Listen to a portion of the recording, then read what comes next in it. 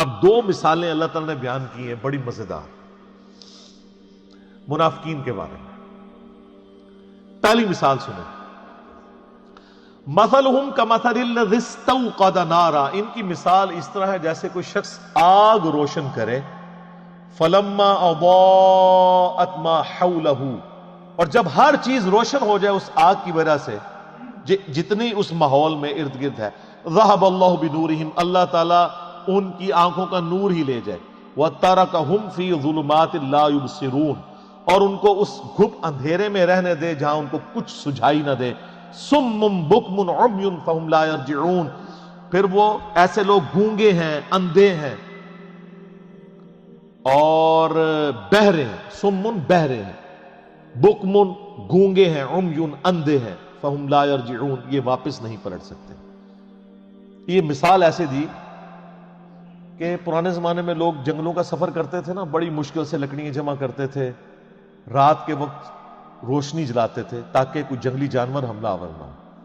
اللہ تعالیٰ نے آگ کا ایسا روب رکھا ہے کہ آگ کہیں جل رہی ہو تو شیر بھی قریب نہیں جاتا، شیر بھی آگ سے ڈرتا ہے، تو وہ اپنی سیکیورٹی کے لیے آگ جلایا کرتے تھے.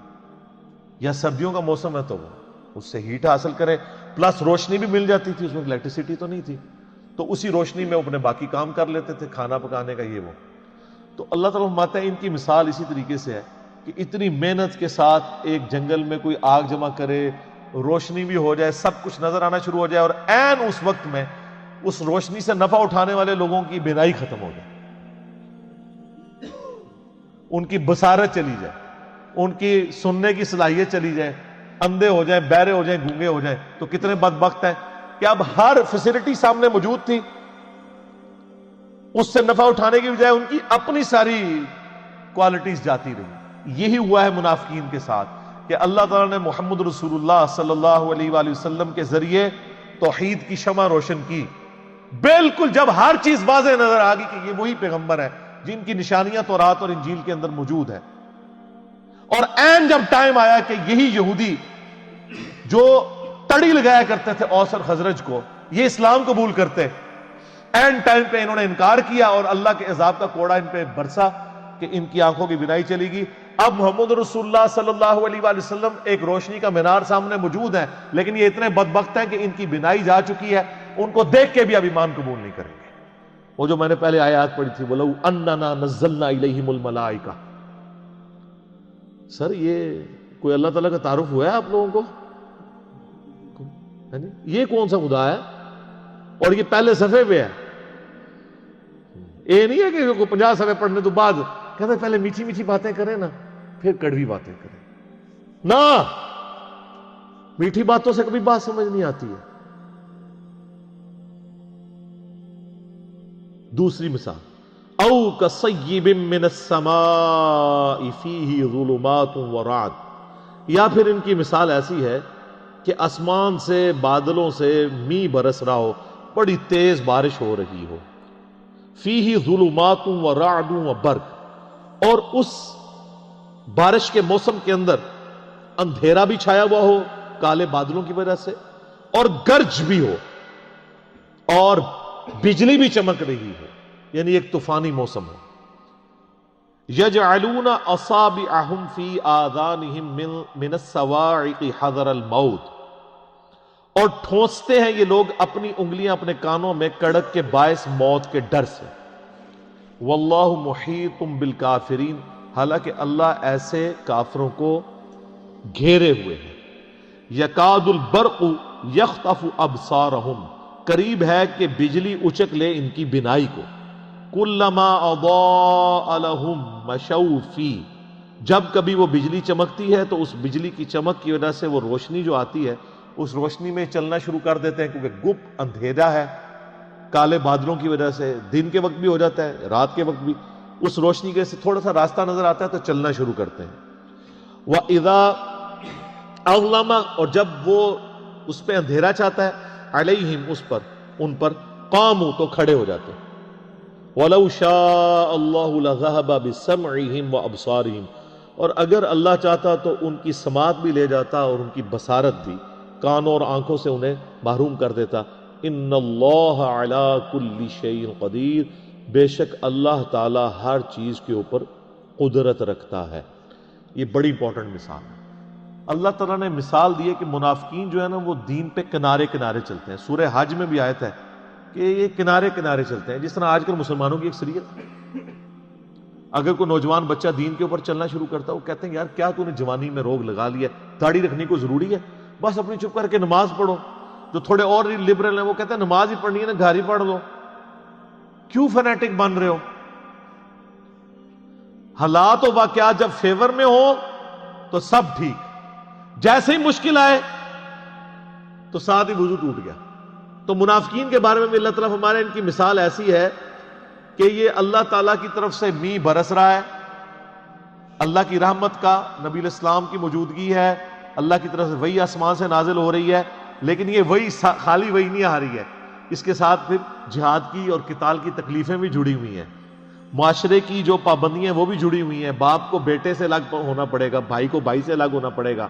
اب یہ منافقین کا حال یہ ہے چونکہ یہ تو دنیا دار ہوتے ہیں، جب ان کے اوپر کوئی مصیبت آتی ہے نا تو ٹھٹک کے کھڑے ہو جاتے ہیں، دین پہ چلنے سے انکار کر دیتے ہیں، اور جب حالات سازگار ہوتے ہیں تو چلنا شروع کر دیتے ہیں. تو یہ مذبذبین بین ذالک، اس کے درمیان یہ اوسیلیٹ کرتے رہتے ہیں. حالات سازگار ہوں تو دین پہ چلیں گے، اور جیسے ہی مشکل وقت آئے گا ٹھٹک کے کھڑے ہو جائیں گے. تو یہی اکثر لوگ کرتے ہیں. یہ دین کے معاملات اب آپ دیکھ لیں، جب دین پہ چلنا آسان ہو تو سارے بڑے خوش ہیں، جب دین کے اوپر چلنا مشکل ہو جائے تو بڑے بڑے ایمان والوں کے بھی وضو ٹوٹ جاتے ہیں. تو منافقین کا بھی یہی حال تھا. وہ آپ آگے چل کے دیکھیں گے، جہاد کے اندر بھاگتے تھے، اور جب کبھی کامیابی ہو جاتی تھی کہتے تھے مال غنیمت میں سے ہمیں بھی حصہ دیں، ہم نے بھی جانا ہی تھا، بس وہ کوئی مجبوری ایسی ہوگی. اور جب کبھی مسلمان شہید ہو جاتے ہیں جس طرح غزوہ احد کے اندر ہوا تو پھر اکیلے کہتے ہیں شکر ہے اسی پہلے ہی نہیں نال گئے.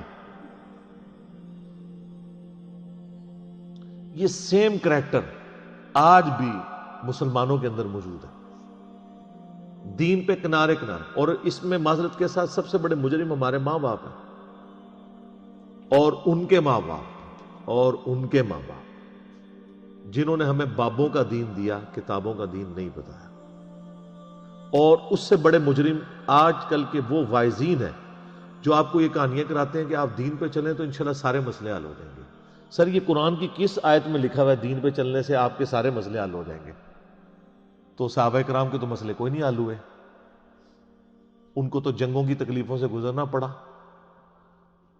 ابو عبیدہ ابن جرح جنہوں نے یرموک کے اندر رومن امپائر کو گرایا ہے، وہ تو طاعون کے مرض میں پھوڑوں پورے جسم میں پھوڑے نکلے اور اسی حالت میں دنیا سے وہ گئے ہیں.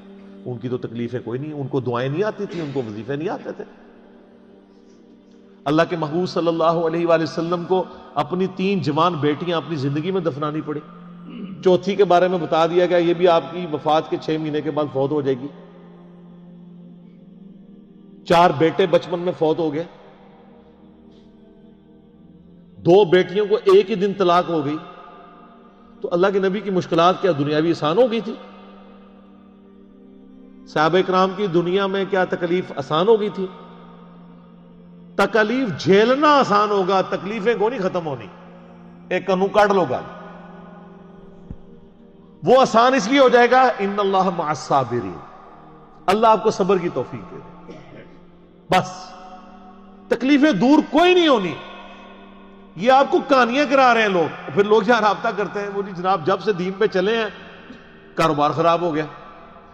تو ہمیں تو بتایا گیا تھا کاروبار چمکے گا، کہانی کرائی گئی تھی. ایسا تو نہیں ہوگا، مشکلات آئیں گی. جامع ترمذی میں ابو داؤد میں حدیث ہے کہ سب سے زیادہ تکلیفیں اللہ تعالیٰ کی طرف سے پیغمبروں پہ آتی ہیں، اس کے بعد ان پہ آتی ہیں جو ان کے بعد سب سے بڑھ کے اللہ کو محبوب ہوتے ہیں، اور اس کے بعد ان پہ آتی ہیں جو ان کے بعد سب سے بڑھ کر اللہ کو محبوب ہوتے ہیں. حتیٰ کہ انسان پہ تکلیفیں آتی رہتی ہیں اور اس کے بدلے اللہ اس کے گناہ معاف کرتا رہتا ہے، اور جب وہ دنیا سے اٹھایا جاتا ہے تو پاک و صاف اٹھایا جاتا ہے. سر پھر آپ دیکھ لینا، اسی لیے المستدرک الحاکم میں جب سیدنا ابو ذر غفاری رضی اللہ تعالیٰ عنہ کا چیپٹر بند ہے نا امام حاکم نے، تو پہلی حدیث یہی لے کے آئے ہیں جو میں نے بیان کی ہے کہ سب سے زیادہ تکلیفیں کس پہ آتی ہیں؟ انبیاء پہ، اس کے بعد ان کے اوپر آتی ہیں جو انبیاء کے بعد وہ یہ بتانا چاہ رہے تھے کہ ابو ذر غفاری کی پوری زندگی غموں سے عبارت ہے، تو کوئی یہ نہ سمجھے کہ ان پہ غم کیوں ہے، تو وہ اس لیے کہ یہ انبیاء کے بعد سب سے بڑھ کر اللہ کو محبوب بندوں میں سے ایک بندہ تھا. اور میرا کلپ بھی آپ ذرا یوٹیوب پہ ایک اشک بار آنکھوں سے سننے والا کلپ ہے سیدنا ابو ذر غفاری صادق کے نام سے، تو آپ کو پتہ چلے کہ ان کی زندگی میں ان کو کیسی مشکلات اٹھانی پڑی.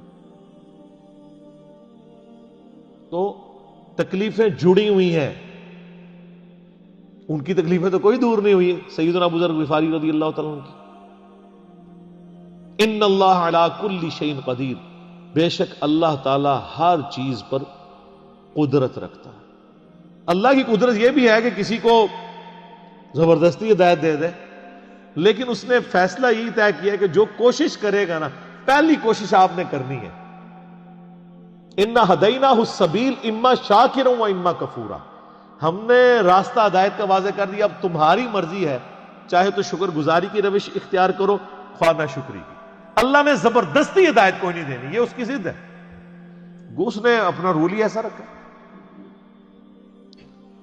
ابو الحکم تھا ابو جہل، حکمت کا باپ، سارے فیصلے کرتا تھا وہاں کے بڑے بڑے، سمجھ لیں وہاں کا چیف جسٹس تھا. اور اسی کے غلام ہے سیدنا یاسر، سیدہ سمیہ، ان کا بیٹا عمار بن یاسر رضی اللہ عنہم اجمعین وعلیہم السلام اجمعین ورحمہم اللہ اجمعین. لیکن آپ دیکھ لیں اس ابو جہل کو ہدایت کوئی نہیں ملی ہے. سیدہ سمیہ کو مل گئی، سیدنا یاسر کو مل گئی، اور ایسی ہدایت ملی کہ جان بھی انہوں نے اپنی لٹا دی، اسلام کے پہلے شہید بنے، اور ابو جہل کو بات ہی نہیں سمجھ آئی. امیہ ابن خلف کو سمجھ نہیں آئی، ان کے غلام کو سیدنا بلال کو سمجھ آ گئی. تو جو کوشش کرے گا اس کے لیے ہدایت ہے، ورنہ کوئی ہدایت نہیں ہے. سیدھی سیدھی چنڈی جی اللہ کی طرفوں، بالکل کنو کاٹ لو گل. اور یہ نا، یہ وہ جیسے الیاس قادری صاحب وہ مدنی چینل پہ اتنا بڑا انہوں نے لکھ کے لگایا ہوتا ہے نا، وہ بیج لگائے ہوتے ہیں، غیبت کے خلاف جنگ جاری رہے گی. سر یہ گلے میں تختی لٹکائیں کہ خدا بابوں کا خدا اور ہے اور کتابوں کا خدا اور.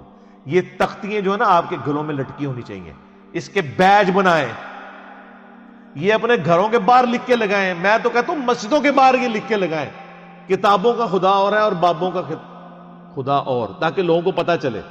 ایک شعر اور بھی لکھ دیجیے گا. کون سا؟